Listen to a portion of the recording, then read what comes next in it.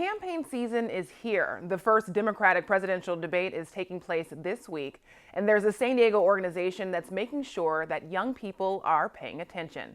We're joined now by Warson Arden with Youth Will. Welcome. Thank you. Thank you for having me. So what is the objective of Youth Will?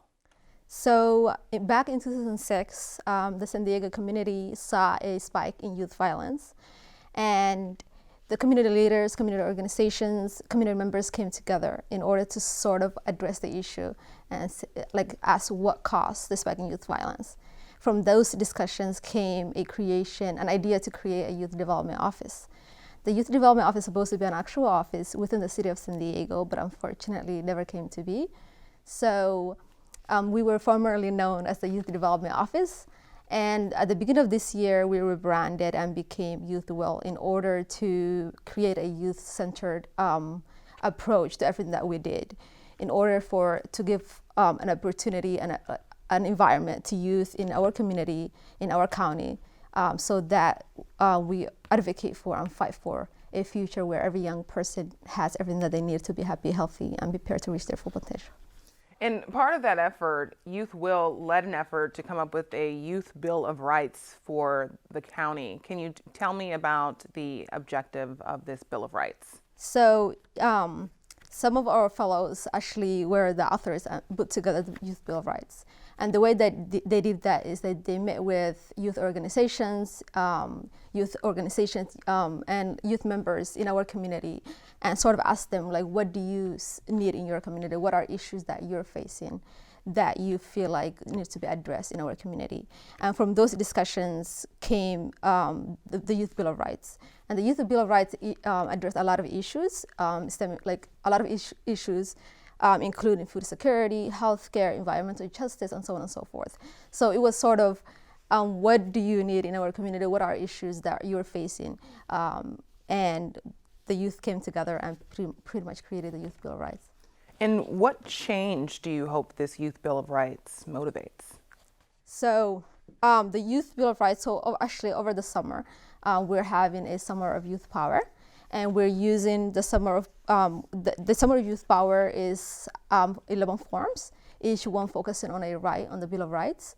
And within those forms, we're actually collaborating and working with youth organizations across our county in order to ask what we need to do in order for these rights to come to reality. So we want to create a San Diego again where every young person has everything that they need to be happy, healthy, and prepared to reach their full potential. And the way we want to do that is ask ourselves what resources need to be in place for these rights to come to reality. So hearing directly from the youth. Mm-hmm. So tell me about the watch parties happening this week. So tomorrow and Thursday at 5:30 p.m. at the Jacobs Center in Southeast San Diego, we are having a presidential debate viewing parties. And one thing, we want to give youth an environment where they can have fun. They can have food, play games. We have a presidential debate bingo. We have a photo booth where youth can have fun and take pictures. So we want to create a fun environment where youth can enjoy themselves, but also watch the presidential debate.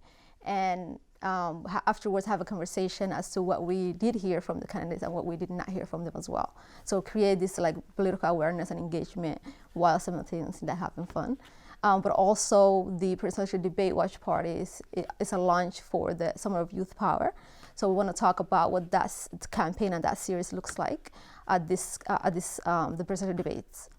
So how is encouraging civil engagement help with one of your founding principles, which is to protect the youth of San Diego County? If I could, describe it in one phrase, it would be youth empowerment. And not only are we creating environments such as the presidential debates where youth are politically aware and politically engaged, but we are also making sure that youth, who are the future leaders and the future of our community, are part of the decision-making process. They are identifying problems in our community and are finding solutions that can help solve those problems. So a lot of times when we speak to youth, I think one of the main things that they identify is that they feel like their voice are not being heard. so they feel like the adults around them are making decisions. And I think a lot of times we sort of dismiss the youth because we feel like that they are not politically engaged and that they're not aware of what is going on. And this is sort of to show, no, we are politically aware, and we are watching the debates, and we are aware of what is going on with our community, and we demand that we are part of the decision-making process and that our voices are included. Thank you so much. Of course. Thank you.